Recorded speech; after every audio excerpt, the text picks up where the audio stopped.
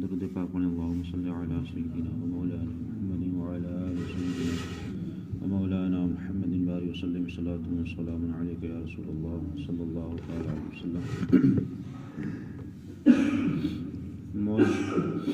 مؤذن اور اذان کے تعلق سے چند احادیثیں ہیں کہ مؤذن کی فضیلت کیا ہوتی ہے اور اذان کہنے والا کتنے ثواب کا حقدار ہوتا ہے اور اذان کی فضیلت کیا ہے۔ حدیث پاک میں ہے، حضرت ابن ماجہ معاویہ رضی اللہ تعالیٰ عنہ سے مروی ہے، وہ فرماتے ہیں کہ حضور اکرم صلی اللہ علیہ وسلم نے ارشاد فرمایا کہ مؤذنوں کی گردنیں قیامت کے دن سب سے زیادہ دراز ہوں گی۔ یہاں دراز سے مراد یہ ہے کہ جب میدان محشر جب قائم ہوگا اور تمام لوگ وہاں پر حاضر ہوں گے تو جو دنیا کے اندر جو مؤذن تھے، جو فی سبیل اللہ اذان دیا کرتے تھے، لوگوں کو اللہ کی عبادت کی طرف پکارتے تھے، بلاتے تھے، تو ان کی گردنیں ثواب کی امید ہوں گی۔ مطلب سب سے زیادہ ثواب کے جو حقدار ہوں گے وہ مؤذن ہوں گے جو وقت پر اذان دیا کرتے تھے۔ ایک چیز یہاں، ایک دوسری چیز یہ بھی ہو سکتی ہے کہ دراز ہونے سے مراد یہ نہیں کہ ان کی گردنیں لمبی ہوں گی اونٹوں کی طرح، نہیں، ایسے نہیں، بلکہ وہ ثواب کے زیادہ امید ہوں گے، اس وجہ سے ان کی گردنیں فخر سے اونچی ہوں گی۔ دوسری ایک مثال ہم یہ دیں، جیسا ہوتا ہے کبھی جب انسان چند لوگ حاضر ہوتے ہیں تو اس میں اگر کوئی گناہگار یا مجرم ہوتا ہے تو اس کی گردن جھکی ہوتی ہے کیونکہ وہ مجرم ہے، گناہگار ہے، اور جو انسان بے گناہ ہوتا ہے یا بے مجرم ہوتا ہے تو فخر سے اس کی گردن اونچی رہتی ہے۔ تو ایسی طریقے سے آپ یوں سمجھیے کہ کل قیامت کے دن بھی جو مؤذنین ہوں گے تو ان کی گردنیں بھی فخر کے ساتھ اٹھی ہوں گی، کیونکہ یہ وہ لوگ تھے دنیا کے اندر جو لوگوں کو اللہ کی عبادت کی طرف پکارتے تھے، تو گویا کہ یہ ان کے لیے کیا ہے، ثواب اور مقام ہوگا۔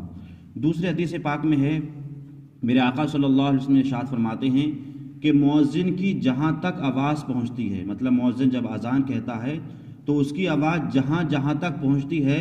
اللہ تعالیٰ اس کے لیے مغفرت فرما دیتا ہے، سبحان اللہ۔ تو یہ ان کے لیے مطلب تحفہ ہے کہ جو فی سبیل اللہ مسجد کی خدمت کرتے ہیں، اذان وقت پر دیتے ہیں، یہ ان کے لیے ہے۔ اور آگے میرے آقا ارشاد فرماتے ہیں کہ ہر تر اور خشک جس نے اس کی آواز سنی، مطلب جو بھی جنگلات میں، مکانات میں، کھیت و کھلیان میں، پتھروں نے، ڈیلوں نے، جتنے بھی مطلب جس نے بھی، چاہے وہ چیز تر ہو یا خشک ہو، جس نے بھی اذان کی آواز کو سنا اور اس کی تصدیق کرتا ہے، اور ایک روایت میں یہ بھی ہے کہ کل قیامت کے یہی ترک و خشک جو ہے اس کے بارے میں گواہی دیں گے۔ مطلب گواہی یہ دیں گے، یہاں تک کہ حدیث پاک میں آیا ہے کہ ڈیلا کہے گا مولا یہ وہی شخص ہے جو وقت پر اذان دیا کرتا تھا، پتھر کہے گا یہ وہی شخص ہے جو وقت پر اذان دیا کرتا تھا۔ مطلب ہر درخت، پیڑ، پودے، جتنی بھی ہریالی ہے، فصلیں، یہ سب گواہی دیں گی کہ المولا یہ دنیا میں وہ شخص تھا کہ جو دنیا میں جو ہے لوگوں کو نماز کی طرف بلاتا تھا۔ تو یہ مؤذنین کی فضیلت ہے کہ کل جو ان کے لیے اللہ تعالیٰ جو ہے عطا فرمائے گا۔ دوسرے حدیث پاک میں ہے، میرے آقا صلی اللہ علیہ وسلم ارشاد فرماتے ہیں کہ جب اذان کہی جاتی ہے تو شیطان گز مارتا ہوا بھاگتا ہے۔ مطلب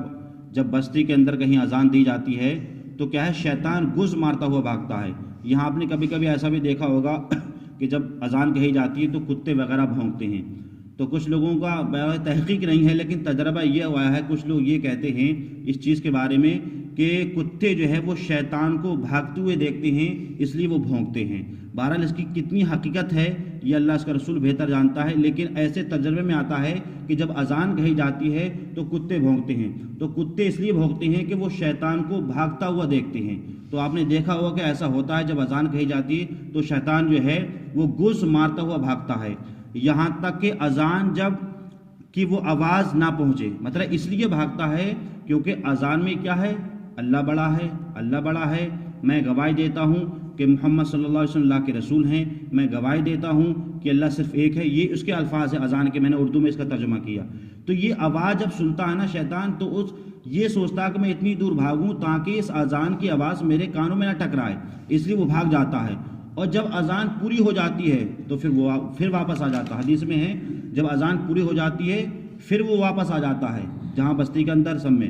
اس کے بعد جب اقامت کہی جاتی ہے جماعت کے لیے، جب اقامت کہی جاتی ہے پھر وہ بھاگ جاتا ہے، مطلب جہاں تک اقامت کی آواز جاتی ہے۔ اس کے بعد جب اقامت ختم ہو جاتی ہے، جماعت شروع ہو جاتی ہے، اس کے بعد وہ شیطان پھر آ جاتا ہے۔ اب وہ جب آنے کے بعد اب کیا کرتا ہے